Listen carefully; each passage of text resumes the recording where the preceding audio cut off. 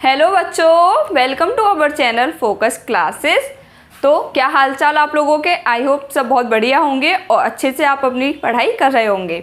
तो हम class 9th की बायोलॉजी में क्या करने वाले हैं? आज हम पढ़ने वाले हैं माइटोकॉन्ड्रिया एंड प्लास्टिड्स। अभी हमने लास्ट क्लास में देखा था कि कुछ ऑर्गेनल्स ऐसे होते हैं जो आपके डबल मेम्ब्रेन बाउंड होते हैं, कुछ सिंगल मेम्ब्रेन होते हैं और कुछ मेम्ब्रेन लेस होते हैं। तो डबल मेम्ब्रेन क्या क्या थे आपके? Plastid and mitochondria. और सिंगल मेम्ब्रेन कौन कौन थे? वॉक्यूल था, लाइसोसोम था, गोल्जी बॉडी, ईआर, ये सब क्या थे आपके? Single membrane. और मेम्ब्रेन लेस राइबोसोम था और एक और था सेंट्रियोल। लेकिन आज जो हम स्टार्ट करेंगे वो पहले स्टार्ट करने वाले हैं डबल मेम्ब्रेन के बारे में। डबल मेम्ब्रेन, दो घर की बात नहीं हो रही, डबल प्राइवेसी, यानी कि आप बोलते हैं सिक्योरिटी। हाँ, तो यहाँ बात करेंगे हम सिक्योरिटी। ये इनके पास बहुत कीमती चीज़ें हैं। अब जिसके पास कीमती चीज़ें होंगी उनको भाई सिक्योरिटी तो ज़्यादा रखनी है। अगर आप खुद ही देख लो, जो अमीर हों उनके यहाँ पे अच्छा खासा पूरा घर जो होता है बंद करा के रखते हैं। क्यों? क्योंकि उनको सिक्योरिटी टाइट चाहिए होती है।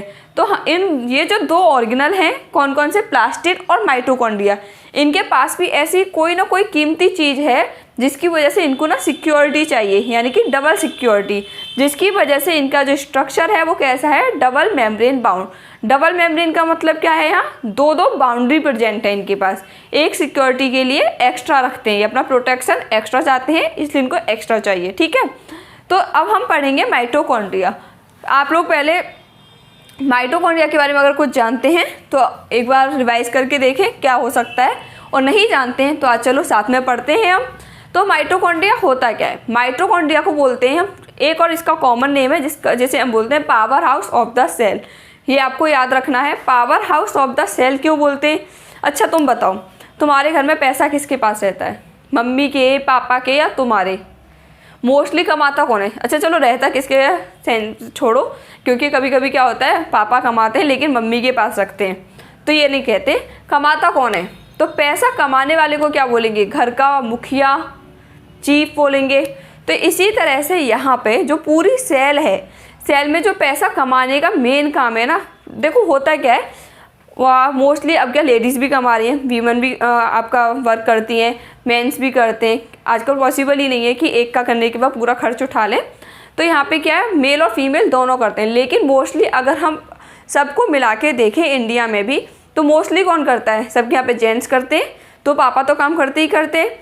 तो जब वो काम करते हैं तो उनको हम बोलते हैं घर का मुखिया। इसी तरीके से जो हमारी सेल होती है, सेल में पैसा कमाने का काम होता है माइटोकॉन्ड्रिया का, इसलिए इसे बोलते हैं power house of the cell.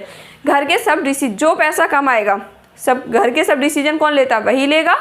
तो यहाँ पे भी जो पैसा कमा रहा है, कौन कमा रहा है? भैया पापा कमा रहे हैं, तो उनकी तो माननी पड़ेगी आपको।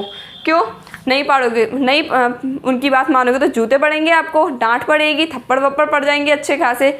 उनको क्या रिजल्ट, पैसे खर्च करेंगे तो आपका रिजल्ट चाहिए, रिजल्ट तो चाहिए। तो इसीलिए यहाँ पे भी ऐसे ही होता है, जो पैसे कमाता है वो है हमारा माइटोकॉन्ड्रिया, इसे बोलते हैं माइटोकॉन्ड्रिया। और अगर इसे हम शॉर्ट में लिखें तो हम लिखते हैं ऐसे। ठीक है, शॉर्ट में लिखना ज़रूर सीख लेना। तो ये है हमारा power house of the cell. Power house का मतलब आप समझ गए होंगे, पैसा कमा रहा है। और जो हम बायोलॉजी में पैसे कमाने की बात करते हैं तो यहाँ पर एक वर्ड आता है एटीपी। एटीपी की फुल फॉर्म किसी को पता है तो कमेंट करें, और नहीं पता है तो हम बताएंगे आपको। तो एटीपी की फुल फॉर्म होती है एडिनोसिन ट्राईफॉस्फेट। चलो मैं यहाँ पे लिख देती हूँ, एडिनोसिन ट्राईफॉस्फेट।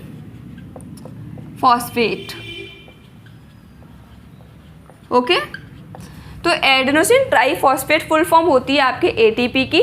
और हाँ, अगर कोई खुद से जानता है तो बिना देखे पहले कमेंट बॉक्स में कमेंट करें कि हाँ मुझे ये पता है। और अगर नहीं जानते हैं, जैसे लास्ट क्लास में मैंने एक फुल फॉर्म पूछी थी डीएनए की, तो एक स्टूडेंट ने इसका आंसर किया था, करण नाम की स्टूडेंट है कोई, उन्होंने इसका आंसर दिया है कि डीएनए की full form deoxy ribo nucleic acid होता है।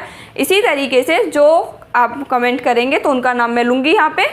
ठीक है, तो एटीपी की फुल फॉर्म क्या है? Adenosine triphosphate. और ये क्या करता है? माइटोकॉन्ड्रिया इसको बनाता भी है, यानी कि कमाता भी है, और इसको अपने पास स्टोर करके भी रखता है। अब देखो, तुम्हारे पापा हैं, वो क्या मेन है तुम्हारे घर में कमाने वाले, वो कमाते हैं तो अपने पास कुछ स्टोर करके भी रखते होंगे, ऐसा तो नहीं है जितना वो कमा के लाए आप लोगों को डिस्ट्रीब्यूट कर दिया, ऐसा तो नहीं है। उनको क्या पूरा मंथ का काम चलाना है, पूरा मंथली उनकी जब तक सैलरी नहीं आ जाती तब तक का उन्हें पूरा खर्चा चलाना होता है। और वो कब चलेगा, जब वो अपने पास सेविंग करके रखेंगे। तो ये क्या सेव करके भी रखेगा, बिल्कुल उसी तरह होता है माइटोकॉन्ड्रिया। ठीक है, it is double membrane bound structure. हम आज पढ़ क्या रहे हैं, डबल मेम्ब्रेन बाउंड पढ़ रहे हैं। तो ये कैसा स्ट्रक्चर है, double membrane bound structure present in eukaryotic cells. एक दिन हाँ मैं आपको प्रोकैरियोटिक और यूकैरियोटिक का डिफरेंस जरूर बताऊंगी कि प्रोकैरियोटिक में और यूकैरियोट में क्या डिफरेंस है। अभी मैं थोड़ा सा बता देती हूँ। यूकैरियोटिक में होता है जो न्यूक्लियस होता है वो वेल डेवलप्ड होता है, यानी कि अच्छे से वो डेवलप हो गया, अपना काम कर सकता है। लेकिन जो हमारा प्रोकैरियोटिक होता है उनमें न्यूक्लियस अच्छे से डेवलप नहीं है, यानी कि अच्छे से बना नहीं है, तो अच्छे से वो काम नहीं कर सकता, इमेच्योर है एक तरीके से। तो ये क्या प्रेजेंट इन यूकैरियोटिक सेल्स, ये सिर्फ और सिर्फ यूकैरियोटिक सेल्स में प्रेजेंट होगा। इन दिस राइबोसोम, इसमें राइबोसोम और डीएनए भी प्रेजेंट होगा। लेकिन अभी हम बाकी के जो आपके वो पढ़ते हैं ऑर्गेनल, उनमें आपके राइबोसोम और डीएनए, खुद का डीएनए सिर्फ न्यूक्लियस के पास होता है। उनके सिवाय हमारा माइटोकॉन्ड्रिया और प्लास्टिड, इनके पास भी खुद का डीएनए होता है। और यही इनका रीज़न है कि भाई इनको डबल मेम्ब्रेन चाहिए, इनको एक्स्ट्रा प्रोटेक्शन चाहिए। Okay, next plastid. प्लास्टिड क्या है, it is also double membrane structure. ये कैसा है, ये भी डबल मेम्ब्रेन स्ट्रक्चर है। It is present in plant cell, यानी कि एनिमल सेल में नहीं है, हम में तो इसकी ज़रूरत नहीं है। ओके, क्यों नहीं है प्लास्टिड की, ये हम देखेंगे जब इसके फंक्शंस देखेंगे तब आपको समझ में आ जाएगा कि हमें ये क्यों नहीं चाहिए। तो ये किस में होता है, प्लांट सेल में होता है, और एनिमल सेल में ये नहीं होता है।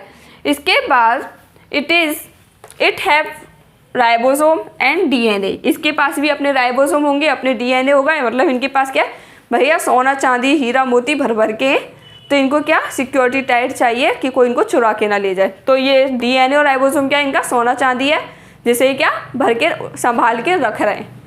ओके, अब प्लास्टिड्स जो होते हैं ये 3 तरीके के होते हैं, 3 टाइप्स के होते हैं। फर्स्ट है इसमें क्लोरोप्लास्ट, सेकंड है क्रोमोप्लास्ट एंड थर्ड है आपका ल्यूकोप्लास्ट। ओके, तो क्लोरोप्लास्ट क्या होता है, इट इज़ ग्रीन कलर।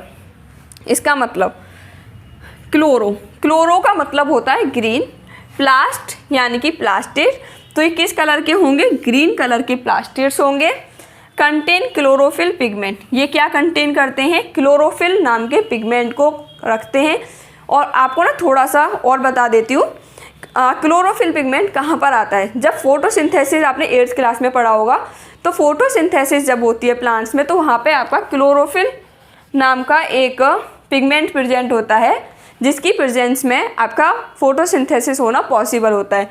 तो ये वही पिगमेंट है। It is green colour and contain chlorophyll pigment, ये आपको याद रखना है। सेकंड है क्रोमोप्लास्ट। क्रोमोप्लास्ट क्या है, क्रोमो का मतलब होता है कलर्ड, और इसका मतलब होता है ग्रीन।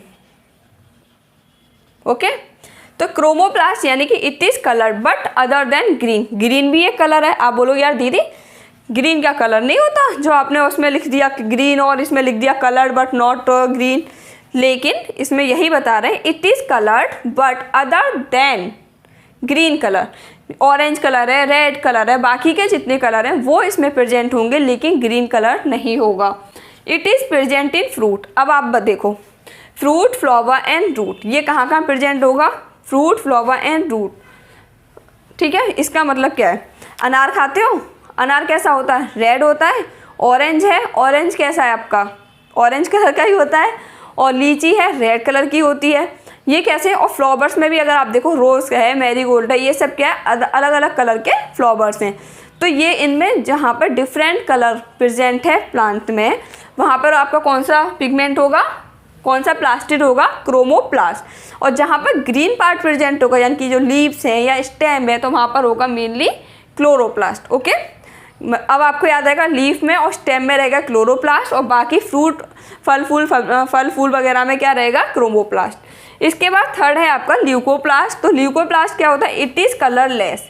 ल्यूको का मतलब होता है लिक्विड टाइप का, और पानी कैसा होता है, कोई कलर तो होता नहीं है। तो ये है आपका कलरलेस। सेकंड, अब ये भी जो होता है 3 तरह का होता है। फर्स्ट है अमाइलोप्लास्ट, फिर एल्यूरोप्लास्ट, फिर है इलियोरोप्लास्ट। अमाइलोप्लास्ट वो प्लास्टिड्स होते हैं जो स्टोर करते हैं स्टार्च को। एलियोरोप्लास्ट वो प्लास्टिड होते हैं जो स्टोर करते हैं प्रोटीन्स को। फिर इलियोरोप्लास्ट वो प्लास्टिड्स होते हैं जो स्टोर करते हैं फैट को। देखो मे भी ये पॉसिबल हो कि आपके 9th के स्टैंडर्ड से ना हो, मतलब ये जो 3 है वो आपके 9th के लेवल में ना पूछे जाएं एग्ज़ाम में। लेकिन अगर आप 11th में तैयारी करते हैं किसी अच्छे स्कूल में जाने के लिए, लाइक अगर आप अलीगढ़ से बिलोंग करते हैं तो आप तैयारी करेंगे ऑब्वियसली AMU वगैरह के लिए, तो उनमें ये चीज़ें बहुत पूछी जाती हैं। उनको आपको NCERT से मतलब है, लेकिन NCERT में और अंदर जाके भी वो क्वेश्चंस पूछते हैं। तो यहाँ पे थोड़ा सा और अंदर के लिए, मतलब कि थोड़ा और एक्स्ट्रा हम नॉलेज दें, तो उसके लिए अमाइलोप्लास्ट, एलियोरोप्लास्ट है, इलियोरोप्लास्ट भी आप याद रखें। हाँ, इतना टफ भी नहीं है। अमाइलो यानी कि स्टार्च, एलियोरो यानी कि प्रोटीन, इलियोरो यानी कि फैट। ठीक है, बस आपको इतना याद रखना है। अब इसके बाद देखो 2 तो आपका डबल मेम्ब्रेन बाउंड करा लिया आज, एक इसके बाद थोड़ा सा टाइम है तो सिंगल मेम्ब्रेन भी कर लेते हैं। सिंगल मेम्ब्रेन में आज जो हम देखेंगे वो है हमारा लाइसोसोम। तो लाइसोसोम क्या होता है? Single membrane bound structure. ये कैसा है? सिंगल। तो इसकी मेम्ब्रेन कैसी है? इसके पास कोई भैया महंगी चीज़ नहीं है, ये सस्ते शौक रखने वालों में से। तो ये इनके पास क्या सिंगल मेम्ब्रेन बाउंड है। Keep the cell clean. अब ये क्या है? ये क्या काम करेंगे? घर को, जैसे हमारा घर है, हमारे घर में साफ़ सफाई कौन करता है? हम घर वाले लोग ही करते हैं। मतलब फैमिली में एक ऐसा इंसान होता है ना कि इसको झाड़ू पोंछा का काम दिया, इसको किचन का काम दे दिया। अगर आपकी बहन वगैरह होंगी तो मोस्टली देखा होगा कि आपके घर पे भी जो आपकी बड़ी बहन है तो उनको घर का काम डिस्ट्रीब्यूट कर देते हैं कि आप ये काम करो, आप वो काम करो। इसी तरीके से जो हमारे सेल है, सेल में भी सारे काम डिस्ट्रीब्यूट हैं। अब जैसे हमारे पापा का काम यहाँ पे कौन कर रहा है? माइटोकॉन्ड्रिया कर रहा है। हाँ, प्लास्टिड से याद आया, प्लास्टिड को एक और वर्ड बोलते हैं kitchen of the cell. Kitchen of the cell, ये आप याद रखना। प्लास्टिड को हम क्लोरोप्लास्ट को हम क्या बोलते हैं? Kitchen of the cell. अब देखो हमारी मम्मी कौन है? पापा कौन है? पैसा कमाने वाले। तो पापा कौन हुए? सेल के पापा कौन है? चलो यहाँ पे एक रिलेशन निकालते हैं। सेल है, सेल के पापा कौन है? माइटोकॉन्ड्रिया। क्यों है ये? भैया पैसा कमा रहे हैं। ठीक है। सेकंड है सेल की मम्मी, माँ। तो माँ कौन है इनकी? क्लोरोप्लास्ट यानी कि प्लास्टिड हम बोल सकते हैं, क्योंकि खाना बनाने का, खाने से रिलेटेड काम कौन करता है आपके घर पे? मम्मी बनाती होंगी खाना। तो खाना कौन बनाएगा यहाँ पे? क्लोरोप्लास्ट यानी कि प्लास्टिड से आप याद रख सकते हैं इसको। ठीक है, ये दोनों वर्ड याद हो गए। मम्मी कौन है, पापा कौन है। अब सेल की बहन भी होगी कोई, ठीक है, जो साफ सफाई कर रही है, या फिर तुम्हारे भाई। अब क्या ऐसा तो नहीं है कि घर पे लड़कियां ही काम करें, आजकल लड़के भी काम करते हैं। हाँ, ये बात सच है, लड़के कम करते हैं लेकिन करते हैं। तो यहाँ पे क्या है?